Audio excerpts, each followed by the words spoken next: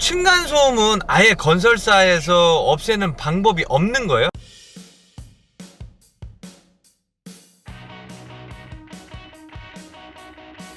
구독자 여러분 반갑습니다. 대신 검색해드리는 특이점은 수다 유튜브 대검 특수부의 대검 조현민입니다. 정감독입니다. 그래, 수고 많았어. 자, 우리 지금 밖에 나왔고요.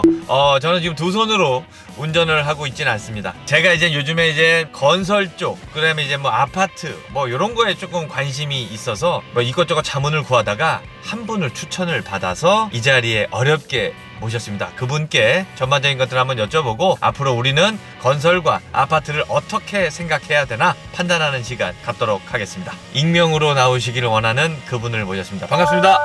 네, 안녕하세요. 본인이 혹시나 말 실수할까봐 모자이크와 음성 변조를 저희가 임의로 해드릴 거기 때문에 미리 양해 말씀 드리도록 하겠습니다. 현재 직업은 어떻게 되시는 거죠? 예, 저는 시중 5대 메이저 건설회사에 근무를 하고 있고요. 5대 매제를 꼭 그렇게 강조. 예.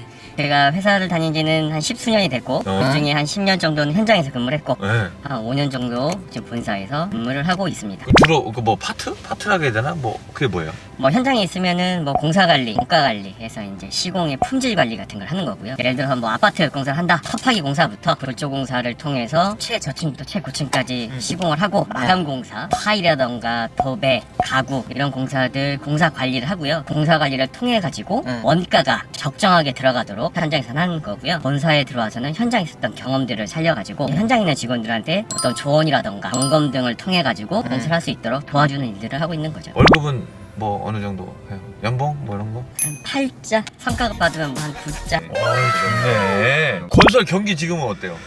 국내 건설 경기는 참 좋죠. 좋아요? 이유는 젊은 사람들도 그렇고 네. 재테크를 통해서 부를 축적하고 싶어 하고, 사실 그거의 방법이 이제 요즘은 두 가지 정도로 얘기를 하죠. 하나는 부동산, 하나는 주식시장. 현재는 이제 부동산 가격이 폭등 수준으로 오르고 있기 때문에 어쨌거나 하나라도 산다면 가격이 오르는 상황에서 그죠? 다른 사람들의 자산 가치가 올릴 때 내 가치도 올라가게 되는 거지만, 내가 사실 집을 안 갖고 있다면 갖고 있는 사람들이 어떻게 보면 자산 가치가 올라서 늘어나는 거를 못 따라하게 돼서 상대적으로 어떤 박탈감을 느끼고, 안 갖고 있어도 되긴 하지만 안 네네. 갖고 있는 시간만큼 남들은 또 올라가고 있으니까 그렇죠, 격차가 그렇죠. 좀 벌어지는 그런 그렇죠, 상황이고. 맞죠. 제가 뭐 칭호를 어떻게 될지 몰라서 네. 그 뭐 직급을 뭐라 할까요?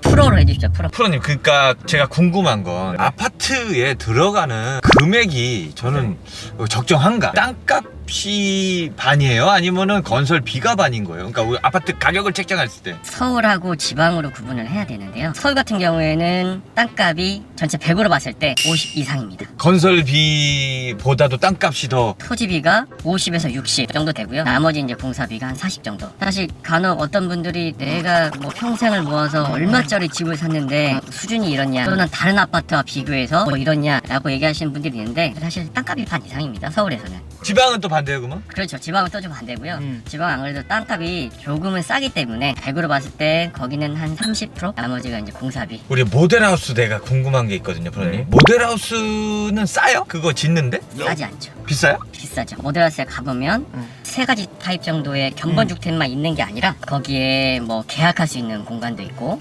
상담할 수 있는 공간도 있고 뭐 주차할 수 있는 공간도 있어야 되고, 공간이 꽤 크잖아요. 기본적으로 그거 지으려면 한 30억에서 한 40억 정도. 그게 한 40억 한다고? 그렇죠. 그 정도 드는 거죠.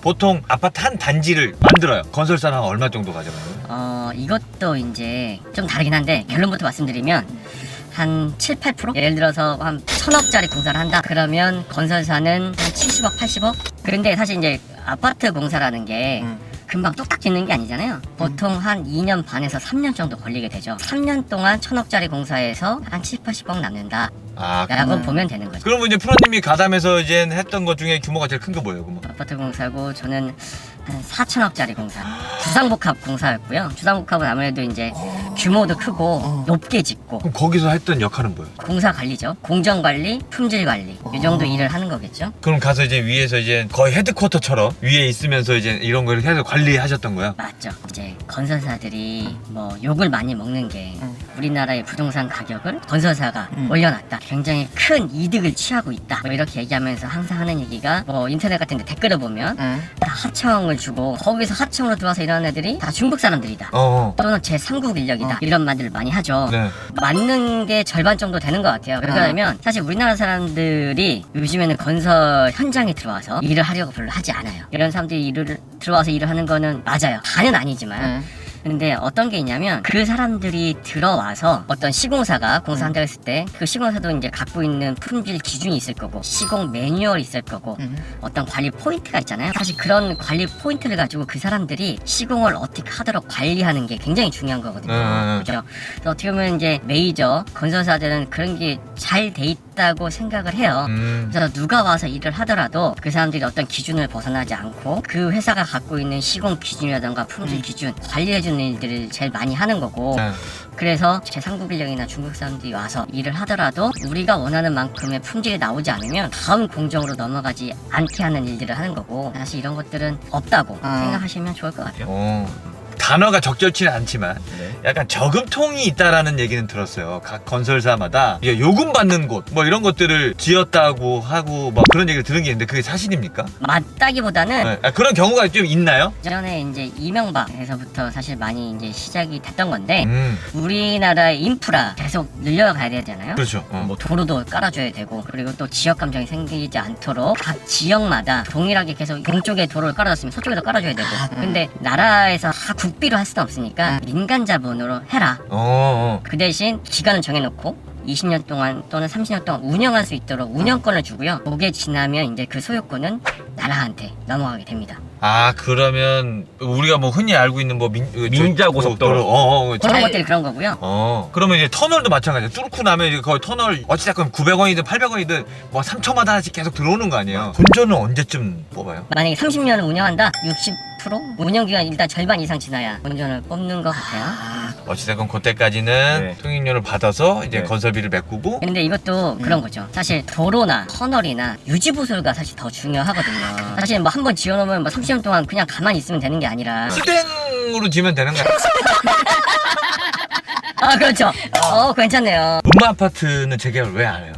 추진 중이에요? 아니면 왜 안 하지? 거기 오래됐는데. 재건축, 재개발의 차이가 혹시 뭔지 아세요? 재건축과 재개발의 차이는 기반 시설의 차이예요. 재건축이라 부르는 건 아파트예요. 아파트는 규격돼 있는 곳에 이제 지어져 있어서 주변으로 도로가 있고 상하수도 전기가 이제 들어오도록 잘 되어 있죠. 이미 그래서 거기는 집만 부수고 다시 지으면 되는 거예요. 그렇죠. 그래서 그걸 재건축이라고 부르고 재개발은 주택가, 빌라촌 이런 데들을 이제 부수고 바로 지으면서 기반 시설들을 깔면서 같이 하는 거예요. 기반 시설 공사를 같이 하면서 재개발이나 재건축이나 건설사 입장에서는 재건축이 더 낫죠. 이유는 이런 것 같아요. 아파트는 보통 이제 관리사무소라는 관리하는 곳이 있어서 이게 소유주가 누군지 금방 구분이 가능해요. 관리 명부에 다 써 있으니까. 이 사람이 보통 이제 아파트에 살면 이게 뭐 자간지, 전세인지, 주인이 누군지도 다 나와 있어요. 그걸로 보고 이제 관리가 또 쉽고 입주자들의 동의가 필요하거든요.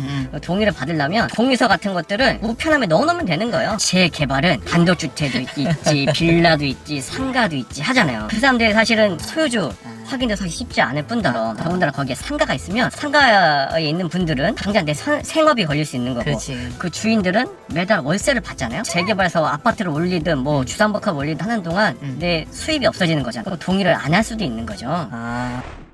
음마 아파트는 용적률을 좀 더 높이고 싶은 거예요. 아파트를 짓는다고 하면은 건폐율과 용적률이라는 말을 써야 돼요. 건폐율은 내 땅 안에 건물이 차지하고 있는 비율. 그럼 땅이 100평이에요. 건폐율이 10%다. 그러면 10평이 건물인 거고 나머지 90평은 녹지나 공원이나 놀이터 같은 거를 말하는 거고 용적률, 각 층 면적의 합계를 그 땅의 면적으로 나눈 거예요. 예를 들어 100평의 땅이 있고 10평짜리 건물을 5층으로 지은 거예요. 각 층의 면적을 합치면 50평인 거죠. 그래서 땅이 100평인데 용적률이 50%인 거예요. 그래서 이게 왜 있는 거냐면 이게 한없이 높게 지을 수는 없잖아요. 10층이었어. 이거 때려부시고 다시 20층, 부수고 40층, 부수고 80층. 그 집주인 입장에서는 그래도 그러면야 좋겠지만 일단은 도시의 경관. 뭐 아파트만 높게 지으면 사실 뭐 좋게 안 보일 수도 있는 거잖아요. 빌딩 숲이 미덕일 때가 있었는데 그리고 또 한 가지는 이제 소방 때문에 그런데요. 우리 뭐 옛날에 뭐 타워링 이런 영화 혹시 타워링이 웬 말이야? 주말의 명화에서 하던 거잖아 타워링. 아무튼 그런 것처럼 아파트가 높으면 불났을 때 탈출하기도 힘들고 불 끄는 것도 쉽지 않죠. 아파트는 용적률을 서울시 조례보다 더 받아서 높게 짓고 싶은 거예요. 그래서 서로 줄다리기 하다가 한쪽이 늙어 죽으면 끝이잖아. 누군가는 선택을 해야 되네. 맞아. 그리고 또 하나 뭐가 있느냐, 이 용적률 완화 이런 부분들이 있어요. 어떨 때 서울시에서 용적률을 완화해 주느냐, 좀 더 크게 지을 수 있게 해주느냐, 거기에 이제 공공 임대 아파트, 서울시에서는 중산층 서민들의 주거 안정을 위해서 공공 임대 아파트를 공급을 좀 더 하기 위해서 그런 식으로 용적률을 좀 완화해 주면서 기부 체납을 받는 거예요. 아파트는 그런 게 좀 안 들어왔으면 좋겠는 거예요. 왠지 집값이 떨어질 것 같고, 아 여기는 뭐 부자들만 사는 데야, 나보다 돈이 없는 사람들이 여기 싼 값에 왜 들어와 살아? 이런 게 싫은 거거든요.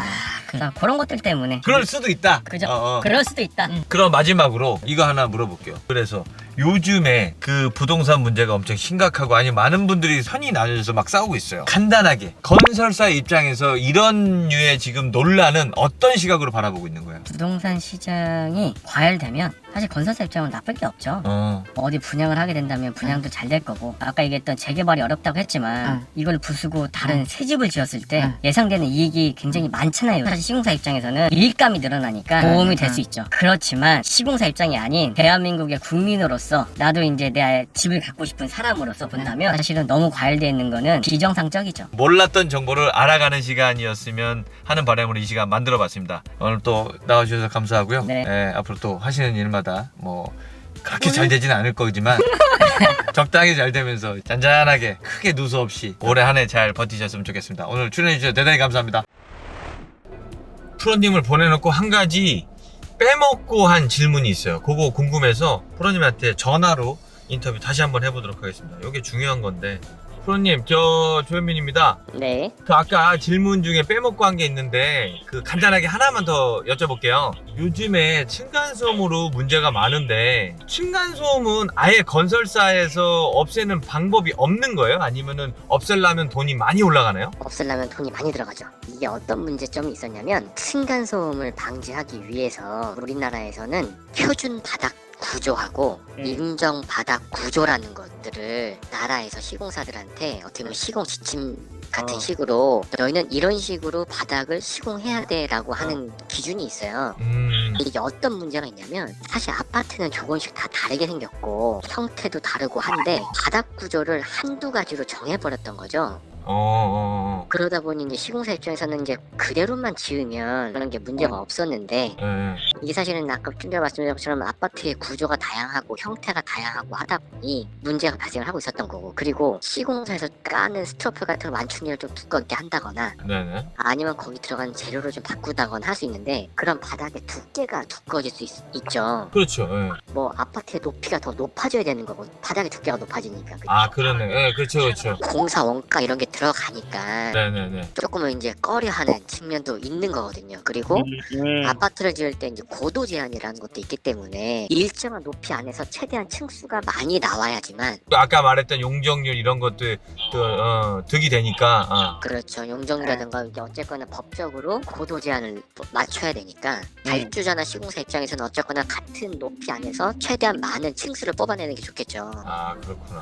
만약에 그러면 고급 브랜드 있잖아요. 아크로니, 서밋이니 이런 브랜드들은 층간소음이 다른 데보다 없어요? 그렇지 않습니다. 똑같죠.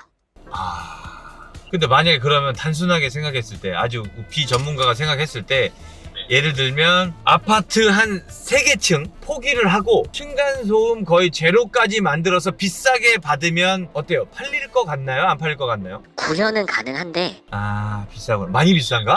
많이 비싸죠. 생각해보세요. 사실 3개층을 날린다, 20층에 3개층을 날린다, 굉장히 많이 세대수가 없어지는 거잖아요. 최대한 많은 세대수를 만들어가지고 자기들의 이익을 더 가져가야 되는데 그만큼 포기해야 되는 건데, 물론 그 포기하는 것만큼 다른 세대의 이제 공급가, 분양가를 높이는 방법이 있겠지만 사실 그게 과연 팔릴까? 라는 생각도 좀 있네요. 방법은 있고 다만 문제는 돈이다. 문제는 돈이다. 말씀 감사합니다. 알겠습니다. 네, 들어가세요. 방법은 있는데 결국은 돈이다.